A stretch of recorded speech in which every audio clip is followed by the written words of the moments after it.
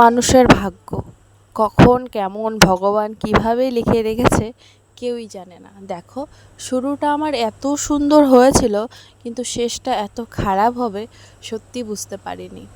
তো দেখো, এসেছি মেলায়।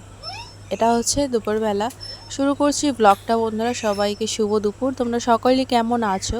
আশা করছি সবাই খুব ভালো আছো এবং সুস্থ আছো। তো আমরা বেরিয়েছি মেলায় যাওয়ার জন্য, আর পাড়ার দেখো সবাই এসেছে আর কি এই টোটোতে।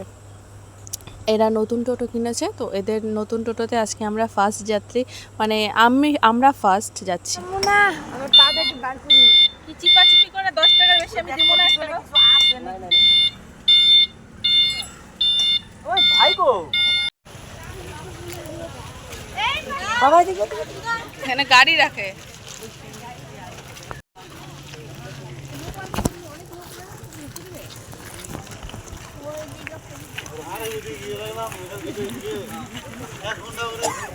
ফটো তুলো।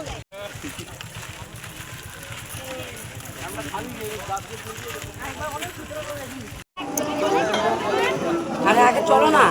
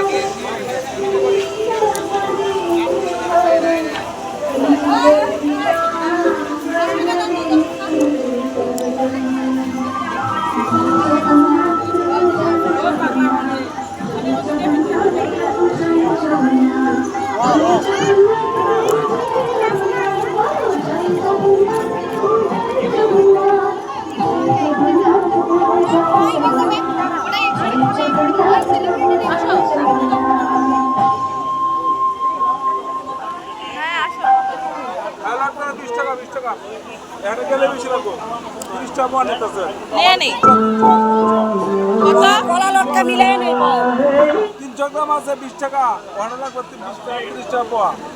কলা লটকা মিলাই নেই 20 টাকার কলা লটকা মিলাই নেই কি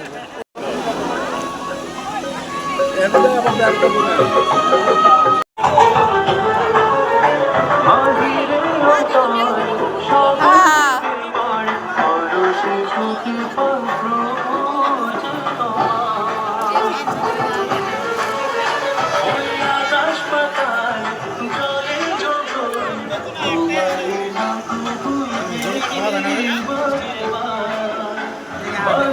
ওই রড টানতেছে।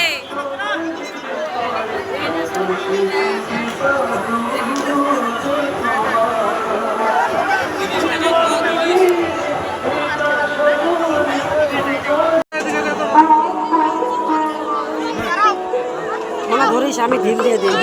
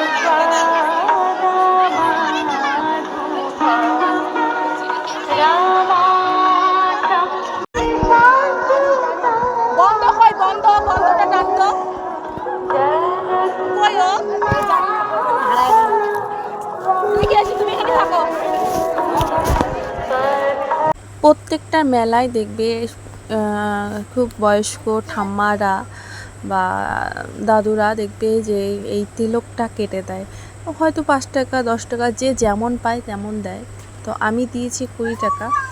আর আমার মানে এখানে প্রত্যেকটা মেলায় বললে ভুল হবে বন্ধুরা, আমার জীবনে ঘোরা জিনিসটা কি আমি সত্যি মানে আমি আমার বাবার বাড়িতেও পাইনি, যেটা সত্যি কথা। আমি যখন বাড়িতে ছিলাম, বিয়ে হয়নি, তখন মা বলতো যে বিয়ে হোক, পরে জামাইয়ের সাথে ঘুরবা। এখন বিয়ে হয়ে গেছে আর আমার বর যদি বাড়িতেও থাকে তাও কিন্তু কোথাও নিয়ে যেতে চায় না আর কি, জানি না কেন, কিসের জন্য, ওর নাকি ভালোই লাগে না। তো যাই হোক, আমি আমার দুঃখের কথা না বলি। আজকে দেখো মানে মেলাতে এমন কোনো জিনিস হয়নি যে ওঠানে। আর এই যে এই বেলুনগুলো দেখে আমার বোনুর কথা ভীষণ মনে পড়ছিল। আমার বোনু মেলায় গেলে ওর বেলুন একটা করে লাগতোই। তো এই বেলুনগুলো দেখে আমার বোনুর কথা মনে পড়ে গেল যে দিনগুলো কেমন করে সত্যি পার হয়ে গেল বুঝতেই পারলাম না। কবে যে ছোট থেকে হঠাৎ করে বড় হয়ে উঠলাম। আস্তে আস্তে দেখো ছেলে আমার বড় হয়ে যাচ্ছে। তো এখানে অনেকগুলো সফট টয় আছে আর হচ্ছে ফ্লাওয়ার আছে অনেকগুলো। তো অনেক দাম, বুঝেছো। তো আমি সেরকম কিছুই কিনিনি। আর এখানে ব্যাগগুলো দেখছিলাম। কত করে এই ব্যাগগুলো, কত করে? 100? কত? 100।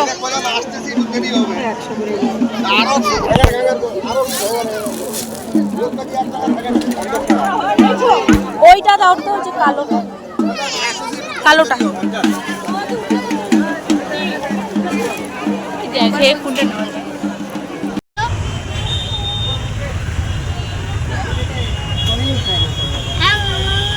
দেখছিস রুম, দেখ মেলাটা মনে হয় এখানেই।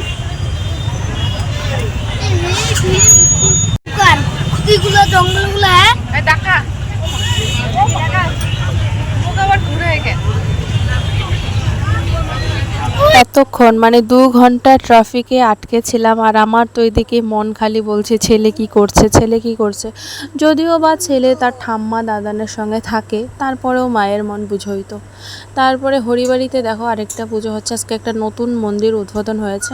তো অনেক ভিড় ছিল মন্দিরের ভিতরে আর যাইনি। এখানে যজ্ঞ হচ্ছিল, মানে শিব মন্দির খুলেছে আজকে, মানে খুলেছে বলছি, পুজো হয়েছে আজকে প্রথম আর কি।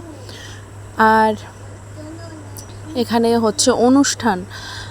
যদি আগে জানতাম যে এখানে অনুষ্ঠান হচ্ছে তাহলে এখানেই ঘুরে যেতাম। এখানে খুব সুন্দর প্রসাদ বিতরণ হচ্ছিল, খিচুড়ি প্রসাদ বিতরণ হচ্ছিল। তো খাইনি আমি, অনেক দেরি হয়ে গেছিলো। সেই আমরা বেরিয়েছিলাম 6টায়, বাড়ি আস্তে আস্তে বেজে গেছে আমার 10:30। বাড়িতে অনেক রাগারাগি হয়েছিল আর কি, বাচ্চা রেখে গেছিলাম। বাড়িতে বলতে আমার শ্বশুর বা আমার শাশুড়ি কেউ রাগারাগি করেছে আমার বর। রাগ হওয়া স্বাভাবিক কথা, যেহেতু বিকালে মানে 6টা 6:30 মানে এখনও সন্ধ্যা হয়নি, সন্ধ্যা লাগো ভাব। তবে আর কি, এই সুখ দুঃখ নিয়ে জীবন, আমার জীবনটা এরকমই। আমি কোনো দিন বললাম না, আমার বাবার বাড়িতে আমার দাদা নেই, কোনো আমার 2 বোনই। তো ওখানেও কেউ নিয়ে যাওয়ার লোক ছিল না, আর এখানেও সেম। মানে এগুলো ভাগ্যই লেখা থাকে, জানো তো। আবার কারো দেখি কত সুন্দর বাচ্চা কাচ্চা অনেক বড় হয়ে গেছে, তারপরেও দুজনে ঘুরি। আমার এই জিনিসটা নেই আর কি। তো যাই হোক, আমি আমার মন খারাপ না করি তোমাদের সঙ্গে দেখাই। দেখো জগন্নাথের সবার শেষে তোমাদেরকে জগন্নাথের দর্শন করিয়ে দিলাম। সবাই ভালো থেকো, সুস্থ থেকো। আগামীকাল আবার তোমাদের সঙ্গে দেখা হচ্ছে। জানি না আমার ভয়েস তোমরা শুনতে পাচ্ছ কি না, জানি না। দেখো জগন্নাথের মন্দির। তো কালকে সবার সঙ্গে আবার দেখা হচ্ছে। টাটা।